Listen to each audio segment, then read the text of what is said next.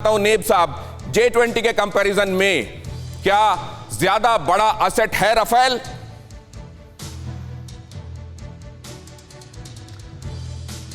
देखिए दिनेश जी, पहली बात ये होनी चाहिए, हम इसकी तुलना करें आपस में, कौन सा सही है, कौन सा गलत है, कौन सा भारी पड़ता है, कौन सा कम पड़ता है।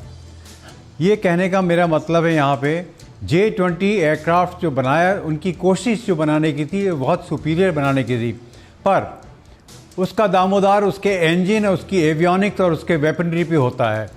उसमें वो अभी तक सक्षम पूरी तरीके से नहीं हुआ। उसकी ट्रायल्स हो रही हैं, उसके नंबर ऑफ एयरक्राफ्ट अवेलेबल हैं, बहुत कम हैं।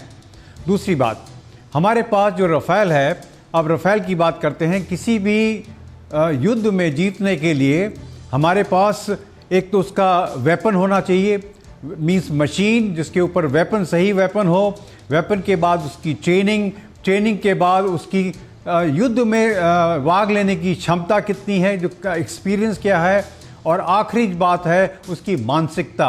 ये राफेल के अंदर सारा का सारा जो मैंने बताया है, पायलट से लेकर, उसकी ट्रेनिंग से लेकर, उसका युद्ध प्रयास से लेकर, जहाज और उसका वेपनरी बहुत ही सुपीरियर है।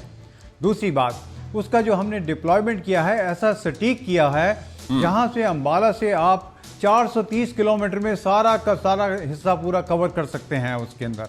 सर मैं एक बात समझना चाहता हूं, आप एक खुद फाइटर पायलट रहे हैं, आपने 1971 की लड़ाई लड़ी है। सर मैं एक बात आपसे ये समझना चाहता हूं कि तब जबकि आप कॉकपिट में बैठते हैं एक फाइटर जेट के, कितना अलर्ट रहना पड़ता है। जो कहते हैं कि 40 टारगेट एक साथ ये विध्वंस कर सकता है, उनको लॉक करना, उनको देखना, फायर करना, साथ में अपनी सुरक्षा का भी ख्याल रखना। सर ये कितनी बड़ी मल्टीटास्किंग है सर ये?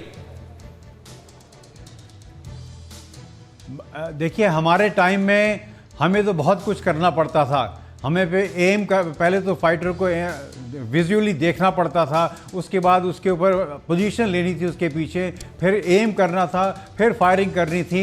ये सब काम होता था उस टाइम में। पर आज की तारीख में क्या है, एयरक्राफ्ट सीधा उड़ता होगा, उसके वेपन ऐसे हैं, उसके रेडार जो अवेलेबल है उसके पास एयरक्राफ्ट के अंदर, आज की सारी इंफॉर्मेशन हमने ऐसी चाहिए उसके हेलमेट में है। अब हेलमेट में उसको ज़्यादा घुमाने की जरूरत नहीं है, सारी इन्फॉर्मेशन उसके पास है जो कि उसको इस्तेमाल करता है, मतलब ease of pilot for the. तो अब ये बड़ा सवाल है, कुकरेजा साहब के पास मैं ये बात लेकर जाऊंगा। सर मैं आपको यहां पर रोकता हूं।